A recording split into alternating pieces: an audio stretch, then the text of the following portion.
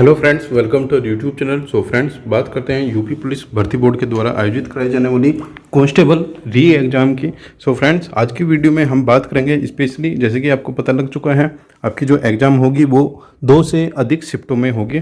तो वीडियो में बात करेंगे स्पेशली नॉर्मलाइजेशन की बात कर रहे होंगे आज की वीडियो में हम।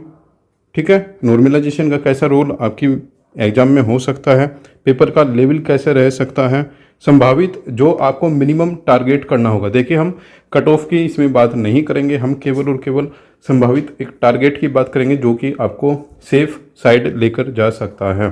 सो फ्रेंड्स, चैनल पर पहली बार आए तो प्लीज़ चैनल को जरूर सब्सक्राइब करना। फर्दर अपकमिंग अपडेट्स के लिए बेल नोटिफिकेशन प्रेस करना, जिससे सभी अपडेट्स आप तक प्राप्त होती रहे। आइए स्टार्ट करते हैं आज की वीडियो को। जैसे कि आपको पता लग चुका है कि आपकी जो परीक्षा होगी वो 23 अगस्त से आपकी जो परीक्षा है वो स्टार्ट होगी और 31 अगस्त तक आपकी परीक्षा चल रही होगी। ठीक है, और भर्ती बोर्ड की ओर से बताया गया है कि एक दिन में केवल और केवल एक शिफ्ट में, ठीक है, एक शिफ्ट में जो एग्ज़ाम होगा वो 5 लाख कैंडिडेट का एग्ज़ाम हो रहा होगा, यानी कि 10 लाख बच्चों का जो एग्ज़ाम होगा वो एक दिन में हो रहा होगा। तो इस प्रकार 10 शिफ्ट में आपकी जो परीक्षा है वो कंप्लीट कराई जाएगी। ठीक है, ये सब चीज़ें आपको ऑलरेडी पता लग चुका है कि 10 शिफ्ट में आपकी परीक्षा होगी, और पहले जो परीक्षा हुई थी वो 4 शिफ्ट में कंप्लीट कराई गई थी। ठीक है, अब बात करते हैं, जैसे कि आपकी परीक्षा अब शिफ्ट हो चुकी है, ये 4 शिफ्ट से लेकर ये आ चुकी है अब 10 शिफ्ट पर। ठीक है, अब इसमें और इसमें नॉर्मलाइजेशन का क्या डिफरेंस आपको देखने को मिल रहा होगा। ठीक है, किस प्रकार का नॉर्मलाइजेशन हो रहा होगा, कौन सी शिफ्ट में क्या इफेक्ट नॉर्मलाइजेशन का हो सकता है, पेपर का लेवल किस प्रकार से अप डाउन हो सकता है, क्या पेपर का लेवल हो सकता है संभावित, और आने वाले जो एग्ज़ाम्स होंगे ये वेरियस एग्ज़ाम होंगे, इनमें आपका जो सेफ स्कोर हो सकता है वो कितना हो सकता है। देखिए, हम फाइनल कोई कट ऑफ नहीं बताएंगे, हम केवल एक सेफ मिनिमम टारगेट वैल्यू बताएंगे आपको। ठीक है, मिनिमम टारगेट, जो कि आपका मिनिमम टारगेट इतना तो कम से कम आपको करना होगा। ठीक है फ्रेंड्स, देखिए फ्रेंड्स, अब बात करते हैं डाटा के अकॉर्डिंग। ठीक है, 18 की जो फर्स्ट रिक्रूटमेंट थी, ठीक है, जो फर्स्ट रिक्रूटमेंट जारी की गई थी वो लगभग 41,000 पदों के लिए जारी की गई थी, और इसमें जो कट ऑफ गई थी फिजिकल के लिए, ठीक है, इसमें ये चीज़ें आपको ध्यान रखनी होगी। इसमें 2 कट ऑफ लगी थी। ठीक है, 2 कट ऑफ जारी की गई थी। इसमें लगभग जो फर्स्ट कट ऑफ लगी थी वो लगभग 225 के अप्रोक्स लगी थी अनरिजर्व की। ठीक है, और इसमें जो रिवाइज सेकंड कट ऑफ लगी थी वो लगी थी अनरिजर्व की लगभग 216। ठीक है, तो ये कट ऑफ लगी थी फिजिकल के लिए। अब 2 कट ऑफ लगने का सबसे बड़ा जो रीज़न रहा था इस एग्ज़ाम में, जैसे ही रिजल्ट आया उसके लगभग 1 से 2 दिन बाद ही फिजिकल लिया गया था, इसलिए काफ़ी कैंडिडेट वहाँ पर फेल हो गए थे। इसलिए भर्ती बोर्ड को एडिशनल लिस्ट जारी करनी पड़ी थी। लगभग 40,000 के अप्रोक्स कैंडिडेट की फिर से रनिंग कराई गई थी, इसलिए यहाँ पर कट ऑफ डाउन की गई थी। ठीक है, इसके बाद जो फाइनल रिजल्ट जारी किया गया था, लगभग 41,000 पदों के लिए जो फर्स्ट रिक्रूटमेंट जारी की गई थी, इसमें फाइनल रिजल्ट में जो अनरिजर्व की कट ऑफ थी, ठीक है, हम केवल यहाँ पर अनरिजर्व की बात कर रहे हैं, जैसे कि हम पहले भी बता चुके हैं। अनरिजर्व की जो कट ऑफ जारी की गई थी वो लगभग 232 मार्क्स, ठीक है, मार्क्स थे ये, और वो भी नॉर्मलाइज मार्क्स। ठीक है, यदि आप इन मार्क्स को क्वेश्चन में कंप्लीट करोगे तो लगभग 116 क्वेश्चन, और ये जो क्वेश्चन है ये नॉर्मलाइज होने के बाद होंगे, यानी कि आप मानकर चलो इससे भी कम। ठीक है, और उस रिक्रूटमेंट में नॉर्मलाइजेशन किस प्रकार से हुआ था वो सभी कैंडिडेट अच्छी तरीके से जानते हैं। ठीक है, ये तो हो गया फर्स्ट रिक्रूटमेंट जो भर्ती बोर्ड की ओर से कंप्लीट कराई गई थी। अब बात करते हैं जो सेकंड रिक्रूटमेंट भर्ती बोर्ड की ओर से लगभग 49,000 पदों के लिए जारी की गई थी, उसका क्या स्टेटस रहा था। ठीक है, अब बात करते हैं जो 2018 की बी रिक्रूटमेंट जारी आई थी, अक्टूबर में ही दूसरी रिक्रूटमेंट जारी हुई थी। हालांकि इसमें नंबर ऑफ एप्लीकेशन भी कम थे। ठीक है, क्योंकि काफ़ी कैंडिडेट की ज्वाइनिंग जब भी जो 2018 की ए रिक्रूटमेंट थी उसी से यहाँ पर चली हुई थी, इसलिए यहाँ पर नंबर ऑफ एप्लीकेशन भी कम थे। और इसकी जब फिजिकल की कट ऑफ जारी की गई थी, ये भी लगभग 180 के आसपास रही थी। 180 से 190 के आसपास जो कट ऑफ थी ये अनरिजर्व की रही थी। ठीक है, इसके बाद में जब अनरिजर्व की इतनी रही थी तो बाकी की कट ऑफ आप देख सकते हो इसमें थोड़ा डाउन हुआ होगा। ठीक है, हम मैक्सिमम मानकर चलते हैं कि वो भी अनरिजर्व की जो पीईटी की कट ऑफ थी ये लगभग 190 थी। ठीक है, ठीक है, इसमें उसके बाद में जो फाइनल कट ऑफ रही थी, फाइनल कट ऑफ रही थी ये भी लगभग आप मानकर चलो 200 नंबर अनरिजर्व की।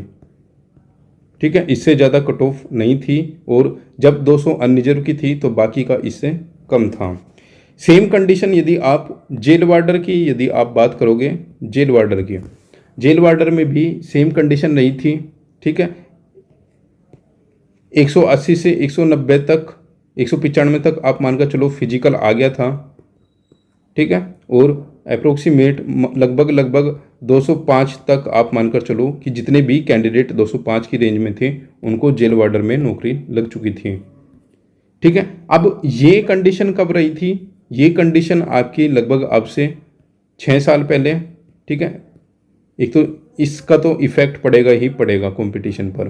ठीक है, दूसरी बात ये जो एग्ज़ाम हुआ था ये केवल और केवल 4 शिफ्ट में हुआ था। ठीक है, ये तो हो गया पहला। अब बात करते हैं आपका जो एग्ज़ाम हो रहा है, एक तो आपको यहाँ पर ध्यान रखना होगा 60,000 वैकेंसीज हैं। दूसरी बात लगभग 48 लाख छात्र हैं।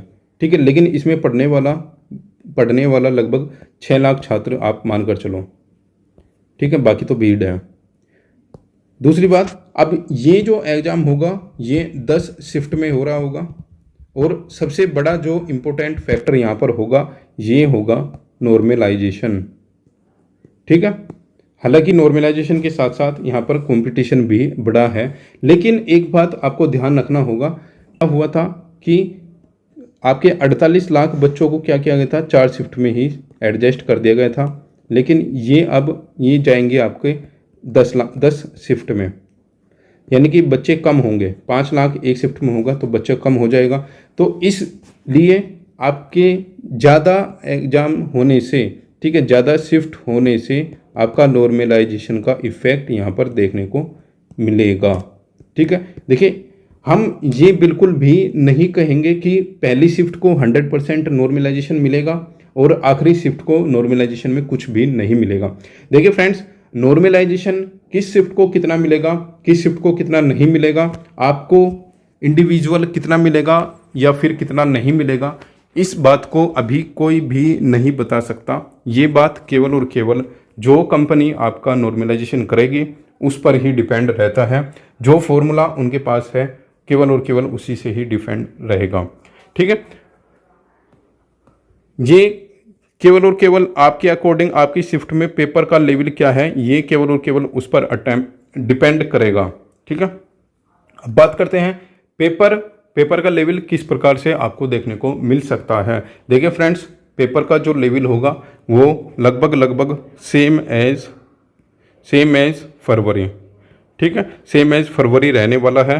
केवल और केवल आपको 19 से 20 का ही फर्क दिखेगा एग्जाम में, 19 से 21 का डिफरेंस बिल्कुल भी नहीं होगा, क्योंकि ये जो एग्ज़ाम है ये 10 शिफ्ट में होना है।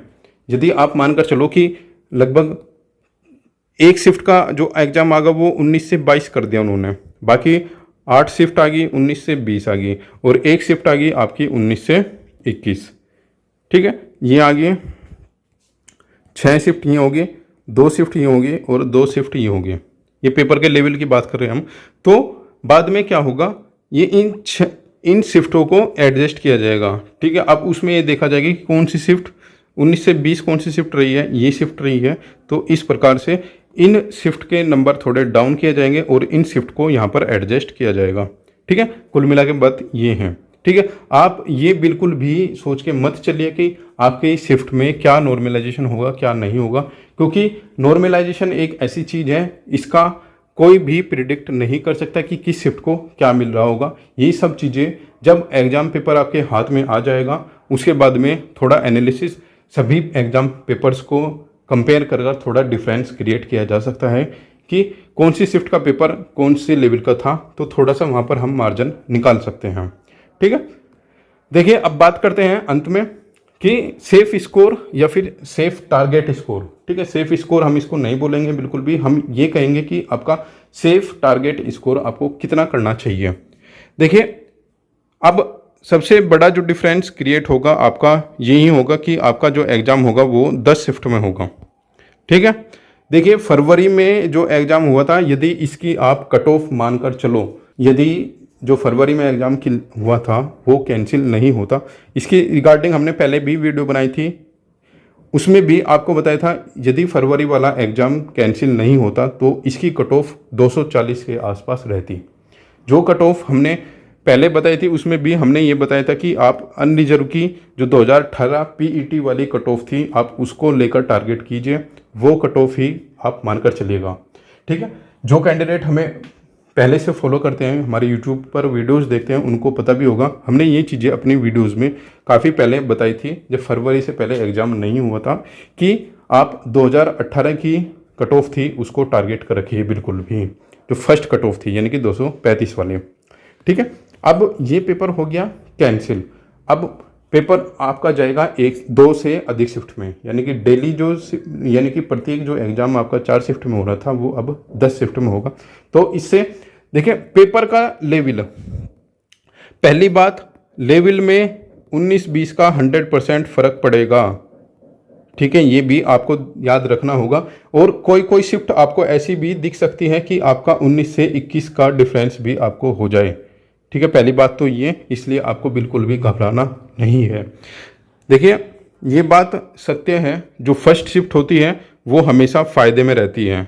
ठीक है, ये हमेशा प्लस पॉइंट इसको मिलता है, ये हमेशा आपको भी पता है कि फर्स्ट शिफ्ट को हमेशा पॉजिटिव मार्क्स ही मिलते हैं नॉर्मलाइजेशन में। लेकिन ये भी कोई श्योरिटी नहीं है कि 100% आपको पॉजिटिव ही मिलेगा। आपका पेपर इजी आ गया तो आपके मार्क्स भी डाउन होंगे। ठीक है, तो इसलिए नॉर्मलाइजेशन का जो फैक्टर होगा वो केवल और केवल आपके पेपर पर ही डिपेंड करेगा। और 2018 वाले पेपर, 2024 फरवरी वाला पेपर भी आपने देख लिया होगा, पेपर में कोई ज़्यादा डिफरेंस क्रिएट नहीं किया गया है, सेम का सेम लेवल है। ठीक है, क्वेश्चन का फ़र्क है बस। ठीक है, आप बिल्कुल भी निश्चिंत रहिए, आपके पेपर में कोई ज़्यादा डिफरेंस क्रिएट नहीं होगा। ठीक है, अब देखिए हम बात करेंगे केवल और केवल रो मार्क्स की। ठीक है, रो मार्क्स, देखिए आपका एग्ज़ाम यदि है पहले 3 दिन नहीं, पहले 2 दिन, ठीक है, यानी कि 4 शिफ्ट में यदि आपका एग्ज़ाम पहली 4 शिफ्ट में एग्ज़ाम है तो आप अनरिजर्व वाले यदि कैंडिडेट हैं 4 शिफ्ट में यानी कि 2 दिन एग्ज़ाम है, तो आप टारगेट रखिए कम से कम आपके 105 क्वेश्चन अनरिजर्व से। ठीक है, और यदि आपका आखिरी के 3 दिन में यदि पेपर होता है यानी कि लास्ट के 6 शिफ्ट में एग्ज़ाम होता है, तो यहाँ पर आपको नॉर्मलाइजेशन का इम्पैक्ट थोड़ा सा देखने को मिलेगा, क्योंकि आपको 26 से लेकर 29 तक, ठीक है, यहाँ पर आपको छुट्टी भी मिल रही होगी, हॉलीडे मिलेगा आपको, तो ये आपको तैयारी करने का समय मिलेगा और आपको पता लग चुका होगा कि एग्ज़ाम आपका कैसा आया है।